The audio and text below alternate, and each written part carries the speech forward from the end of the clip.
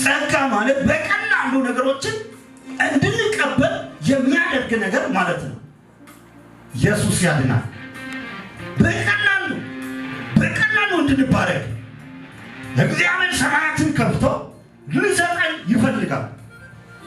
እግዚአብሔር ነው ሰሞኑን ይህንን ቃል ሰጠኝና የሚገርማችሁ ነገር በሆነ ነገር ላይ ጭንቆኝ ነበር።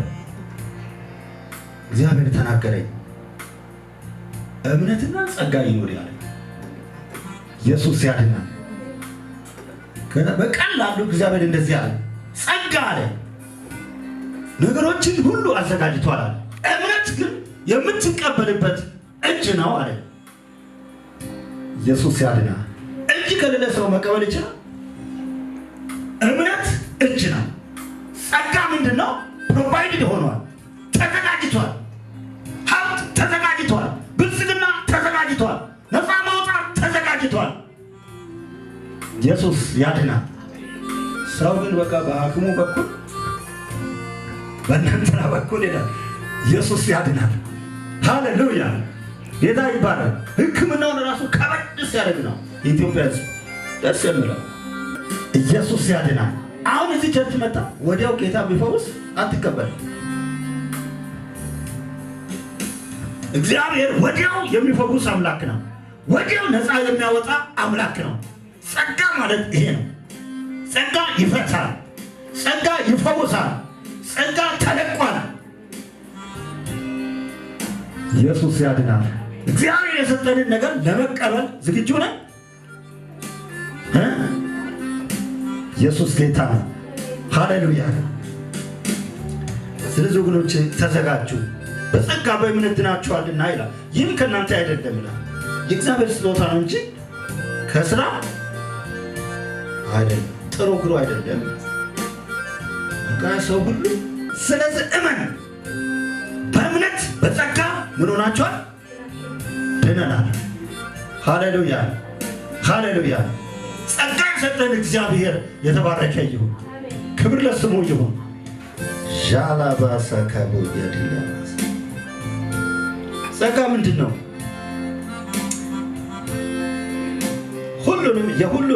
ሁሉንም ነገር የሚያስችል ነው ጸጋ።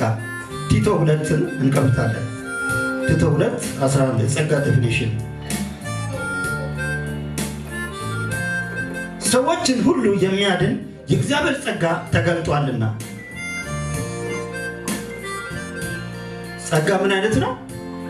ሰዎችን ሁሉ እዚህ ጸጋ በሉ፣ ሰዎችን ሁሉ በሉ፣ የሚያድን ነው በሉ፣ የሚያድን ነው።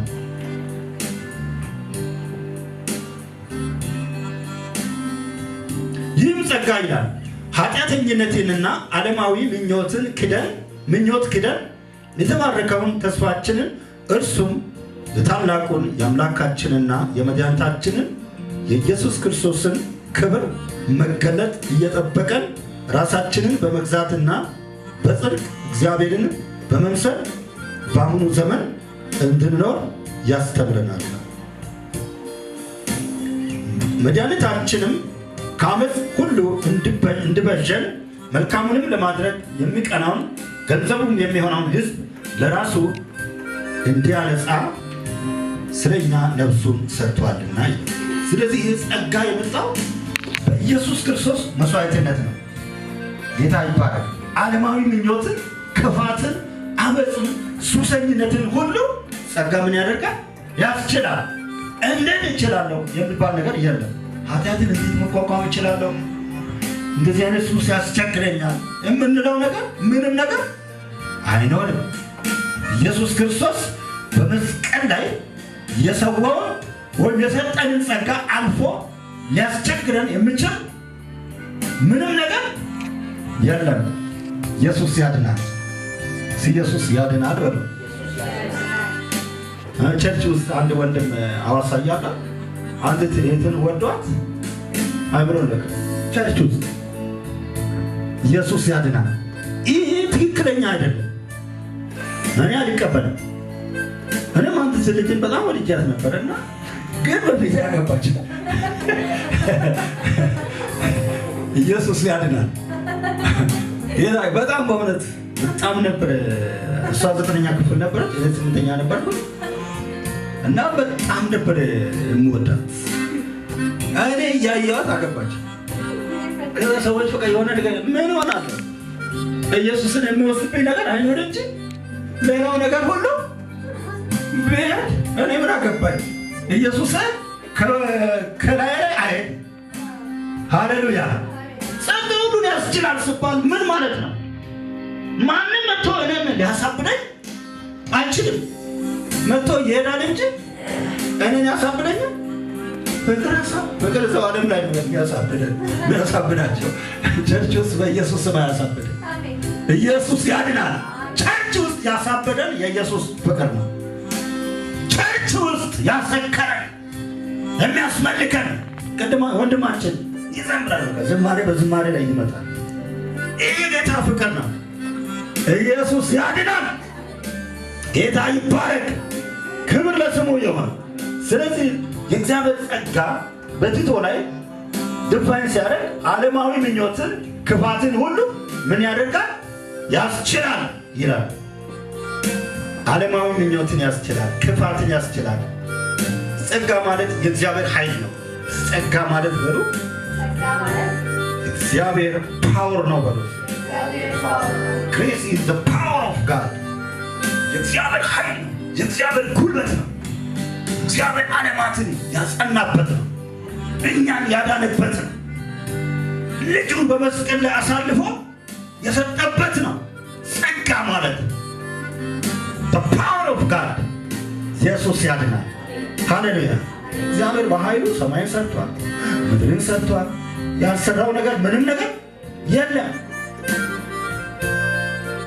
እኛም ጸጋ ካለን ሁሉን ነገር ከእግዚአብሔር መቀበል እንችላለን። እግዚአብሔር ፓወር ክፋትንና ዓለማዊ ምኞትን ሁሉ ትተን ወደ እግዚአብሔር መሸሽ እንችላለን።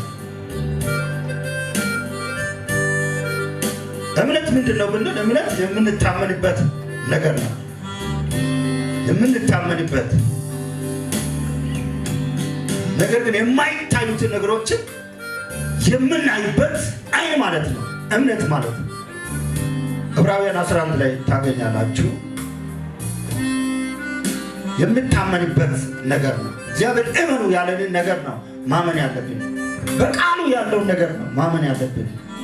አንዳንዱ ልክ እንደ የሆነ መጥፎ እምነት እንደሚያምነው አይደለም።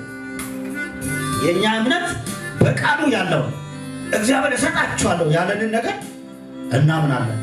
የዘላለም ሕይወት እንዳለ እናምናለን። ኢየሱስ ክርስቶስ ከሞት እንደተነሳ እናምናለን። ሃሌሉያ። ለሚያምን ሰው ሁሉ ነገር እንደሚቻል እናምናለን። የታመመ እንደሚፈወስ እናምናለን። ኢብን የሞተን እግዚአብሔር ይነሳል ብሎ ኢየሱስ ያድናል። ስለዚህ ይሄና ኧረ የሞተማ እንዴት ይነሳል ካለ እምነት የለህም ማለት ነው። የሞተ እግዚአብሔር ይነሳል ካለ አዎ ይነሳል። የታመመ ይፈወሳል፣ አዎ ይፈወሳል። የኔ አምላክ ይችላል። ኢየሱስ ያድናል። ክብር ለኢየሱስ ይሁን። ስለዚህ ማመን እንችላለን። ሮሜ 10 ላይ እምነት ከመስማት ነው ይላል።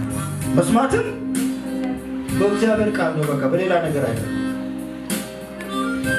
ጳውሎስ በእምነት ምክንያት አንዳንዶች ጠፍተዋል። የእናንተ ሀብት የኔ ነው፣ የእናንተ ሟርተኝነት ነው ይላል።